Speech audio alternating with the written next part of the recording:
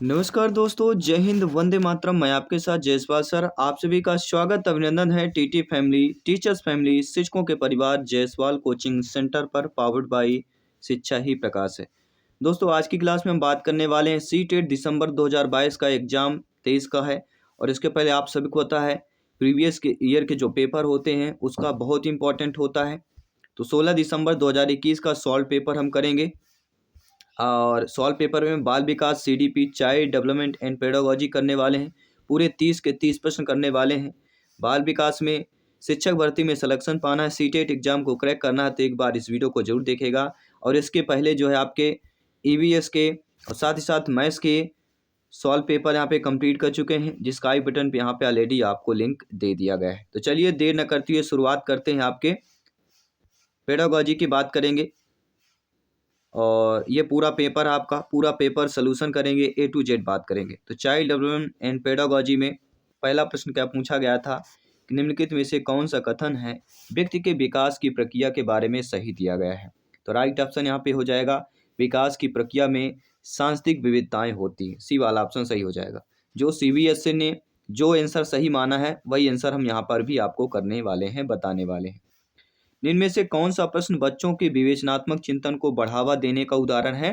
तो right option हो जाएगा, यह पता करो कि तटीय इलाके में रहने वाले लोग क्या खाते हैं और क्यों। ऐसा प्रश्न जो है बच्चों में विवेचनात्मक चिंतन को बढ़ावा देता है। इसके साथ ही आपका तीसरा प्रश्न पूछा गया था। क्या प्रश्न पूछा गया था स्क्रीन पर आपके है कि विकास का चरणीय सिद्धांत निम्नलिखित नियमों से किस पर स्पष्ट रूप से जोर देता है।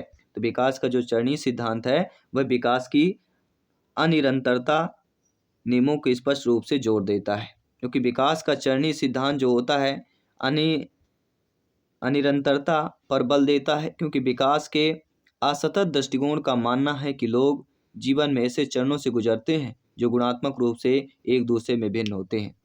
अनिरंतरता का दृष्टिकोण विकास को अधिक अचानक परिवर्तन के रूप में देखता है, जो विभिन्न आयु विशिष्ट जीवन काल में अलग अलग व्यवहार उत्पन्न करता है और इसे ही चरण कहा जाता है।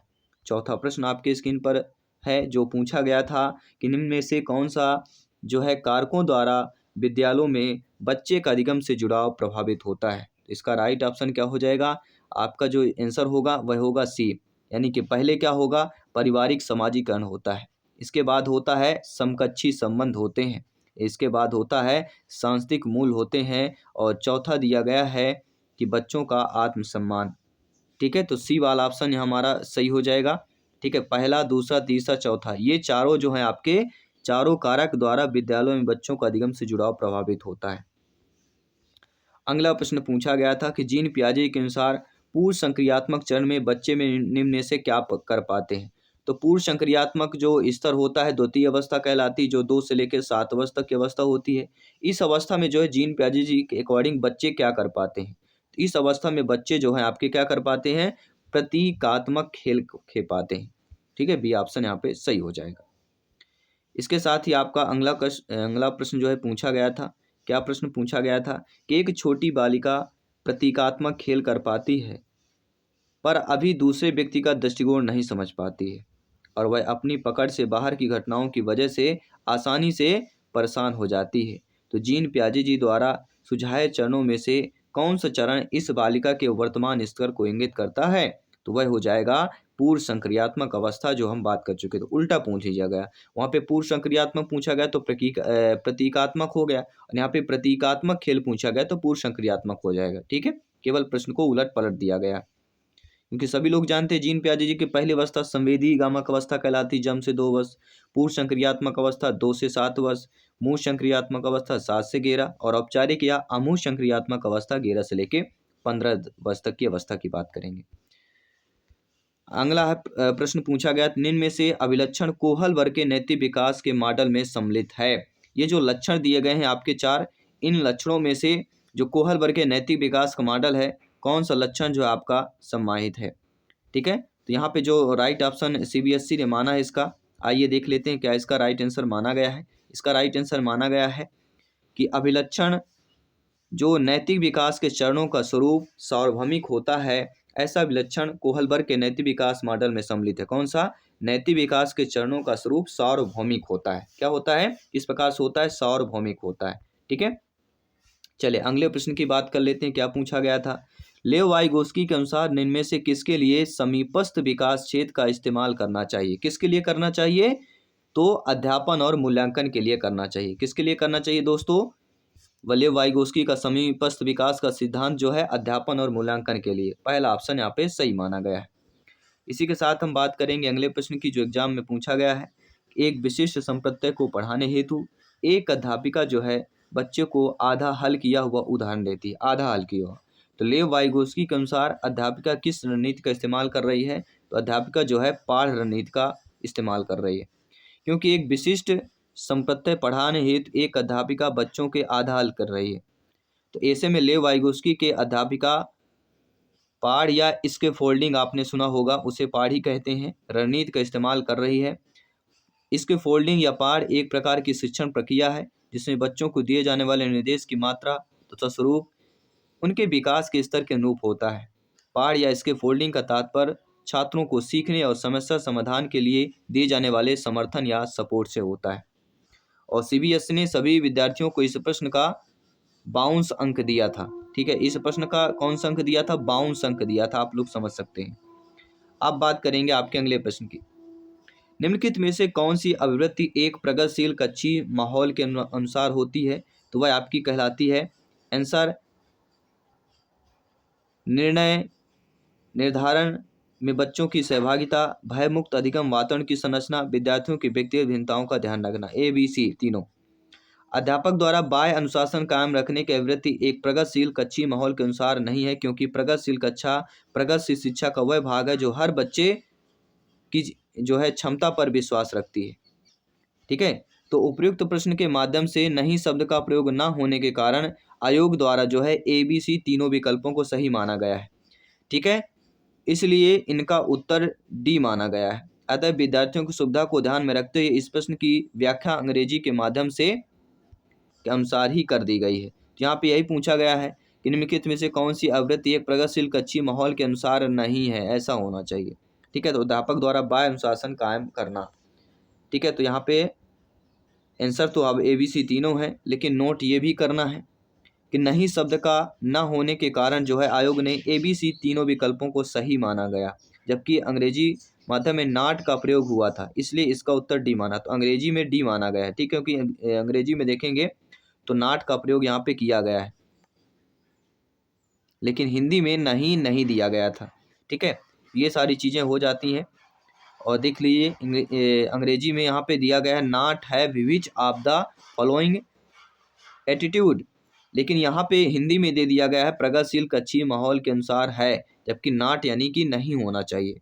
ठीक है, तो क्योंकि इंग्लिश में दिया गया था इसलिए आयोग ने डी माना है। बाकी तीन हमारे सही है, डी वाला निगेटिव है, नहीं नकारात्मक है, और वही हमारा प्रश्न पूछा गया था। ठीक है, इसके बाद प्रश्न कर लेते हैं। अगला प्रश्न क्या पूछा गया था?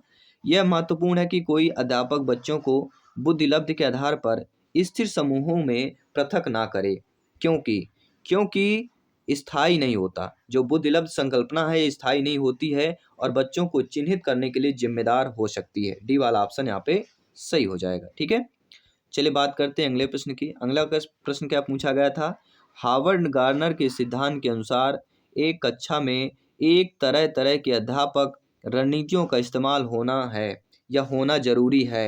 क्यों होना जरूरी है? क्योंकि यह बहुबौद्धिकता को निष्पादित करने में मददगार होता है। ठीक है, यहाँ पे पहला ऑप्शन हमारा सही माना गया है। इसके बाद हम बात करेंगे आपके अगले प्रश्न की। अगला प्रश्न पूछा गया है कि 1.5 से 2.5 यानी 1.5 साल से 2.5 साल की उम्र के बच्चों द्वारा अक्सर उच्चारित द्विशब्दी उच्चारणों को क्या कहा जाता है? तो 1.5 साल से 2.5 साल के जो बच्चे होते हैं, उम्र के बच्चे होते हैं, उनके उच्चारित द्विशब्दी उच्चारणों को क्या कहा जाता है? उनको कहलाता है तार प्रेषित वाचन। बी वाला ऑप्शन सही हो जाएगा। जी हाँ, क्या हो जाएगा आपका? कौन सा कहला जाएगा? टेलीग्राफिक स्पीच, तार प्रेषित वाचन कहा जाता है। ठीक है, और मोटे तौर पर हम ये भी कह सकते हैं, क्या कह सकते हैं कि 18 से 30 महीने की उम्र के बच्चों का भाषण आमतौर पर लगभग 24 महीने की उम्र तक शब्दों के भावों को रूप होता है। ठीक है, आइए बात करते हैं अगला प्रश्न क्या पूछा गया था। अगला प्रश्न पूछा गया था कि पुरुष समानतः दिमाग से सोचते हैं और महिलाएं अपने हृदय से सोचती हैं, यह कथन क्या दर्शाता है। पुरुष हमेशा दिमाग से सोचते हैं, महिलाएं हमेशा हृदय दिल से सोचती हैं। ये जो कथन है क्या दर्शाता है, ये कथन दर्शाता है लैंगिक रूढ़वादिता को। ठीक है, और लैंगिक रूढ़वादिता से एक प्रश्न, कभी कभी 2 या 3 प्रश्न भी आ जाते हैं, यानी इस टॉपिक से प्रश्न तो आना ही है। बी वाला ऑप्शन यहाँ पर सही हो जाएगा। आइए बात करते हैं अगला प्रश्न क्या पूछा गया था। अगला प्रश्न है कि एक प्रगतिशील कक्षा में निम्न में से कौन सी मूल्यांकन विधि का इस्तेमाल नहीं होता है। देखिए, एक प्रगतिशील कक्षा में अध्यापकों द्वारा मननशील जर्नल का इस्तेमाल होता है, स्वमूल्यांकन एवं समकक्षी मूल्यांकन होता है, विद्यार्थियों के पोर्टफोलियो तैयार करना होता है। लेकिन जो सी ऑप्शन दिया गया है केवल मानक निर्देशित मूल्यांकन पर आश्रय है, तो यह नेगेटिव हो जाएगा। तो यह मूल्यांकन विधि का इस्तेमाल नहीं होता है, तो सी वाला ऑप्शन हमारा सही हो जाएगा। ठीक है, आइए बात करते हैं अगले प्रश्न की जो पूछा गया था।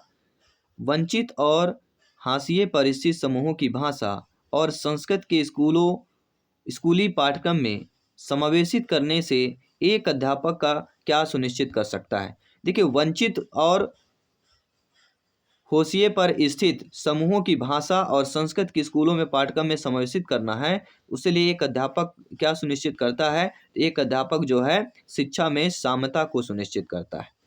इसको शिक्षा में जो है सामता को सुनिश्चित करता है, क्योंकि आप सभी लोग जानते हैं कि सामता जो होती है सभी व्यक्तियों के लिए समान लक्ष्यों तक पहुंचाने के लिए आवश्यक व्यक्तिगत संसाधन का प्रावधान है।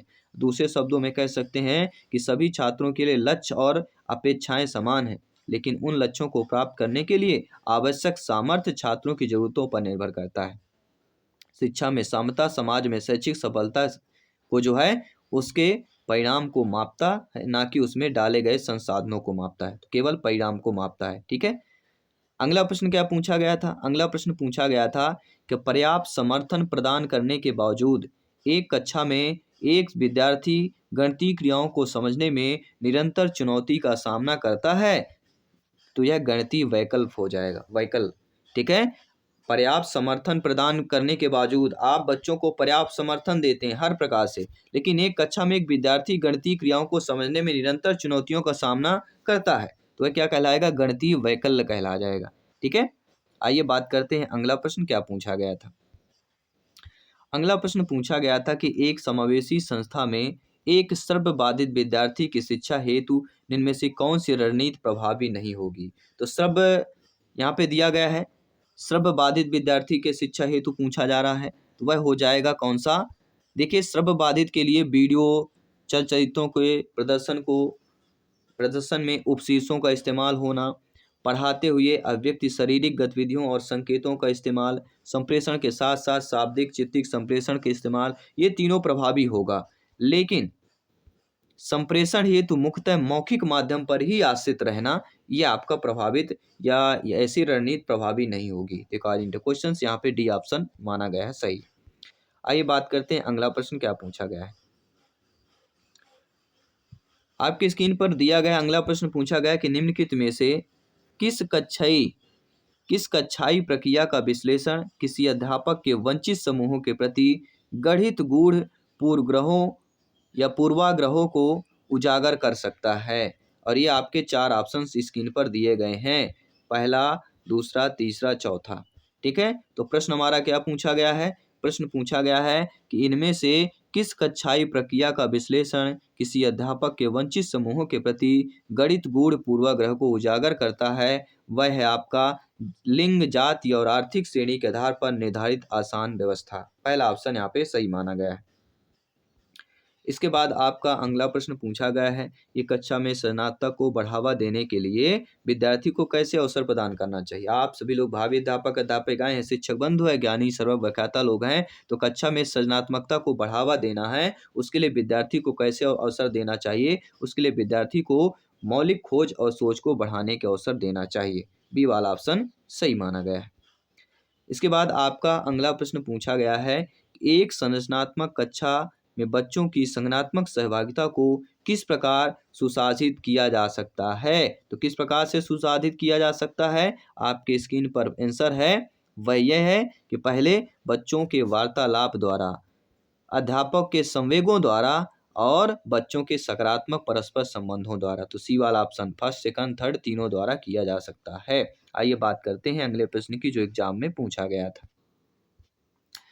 बच्चों की असफलता अक्सर विद्यालय की असफलता होती है, इनमें से कौन सा कथन इस वाक्य का समर्थन करता है? यानी अगर बच्चों की असफलता हो रही है तो वह विद्यालय की असफलता होती है। तो कौन सा कथन यह जो है वाक्य का समर्थन करता है? वह कि बच्चे इसलिए असफल होते हैं क्योंकि विद्यालय बच्चों के सीखने की विविध गतियों का संज्ञान नहीं करते। क्या करते हैं? विद्यालय जो है बच्चों के सीखने की विविध गतियों का संज्ञान नहीं करते। बी वाला ऑप्शन यहाँ पे सही माना गया है। इसके साथ ही आपका अगला प्रश्न पूछा गया है कि किसी संप्रत्यय के प्रासंगिक और अर्थपूर्ण होने का क्या आवश्यक होता है? किसी भी संप्रत्यय है उसमें प्रासंगिक और अर्थपूर्ण होने का क्या आवश्यक होता है? उसका आवश्यक यही होता है कि बच्चे के जीवन संबंधित सामाजिक परिप्रेक्ष्य से जोड़ कर पाना। ठीक है, बी वाला ऑप्शन यहाँ पे सही माना गया है। इसके बाद आपका अगला प्रश्न पूछा गया था। अगला प्रश्न पूछा गया था कि एक कक्षा में बच्चों के असफलता के भय को दूर करना क्यों जरूरी होता है? तो किसी कक्षा में जो है बच्चों के असफलता का भय दूर करना है वह जरूरी इसलिए होता है क्योंकि असफलता और त्रुटियां बच्चे के अधिगम का एक स्वाभाविक हिस्सा होती है। सी वाला ऑप्शन सही माना गया था।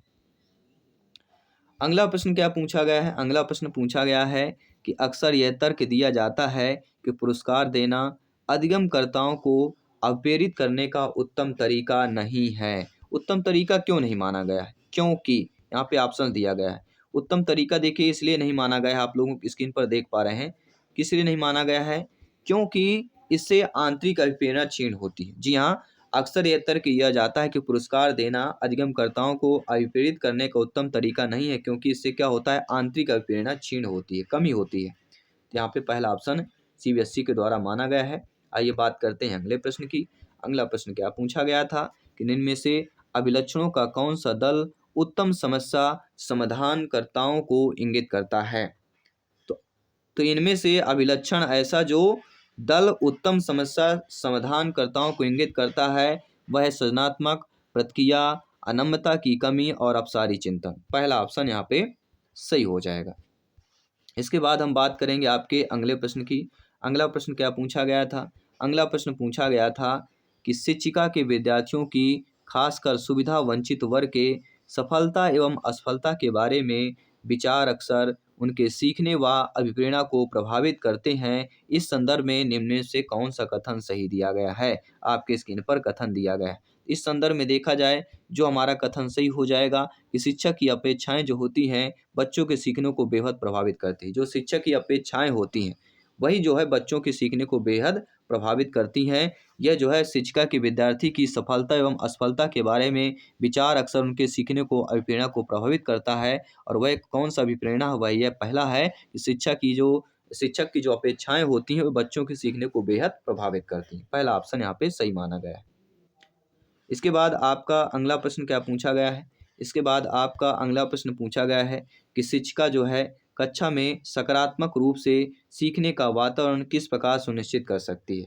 तो शिक्षिका जो है कक्षा में सकारात्मक रूप से सीखने का वातावरण जिस प्रकार से सुनिश्चित कर सकती है वह यह है कि बच्चों के संवेगों को सीखने की प्रक्रिया का हिस्सा बनाकर। किस प्रकार से? बच्चों के संवेगों को सीखने की प्रक्रिया का हिस्सा बनाकर कर सकती है। इसके बाद अगला प्रश्न पूछा गया था।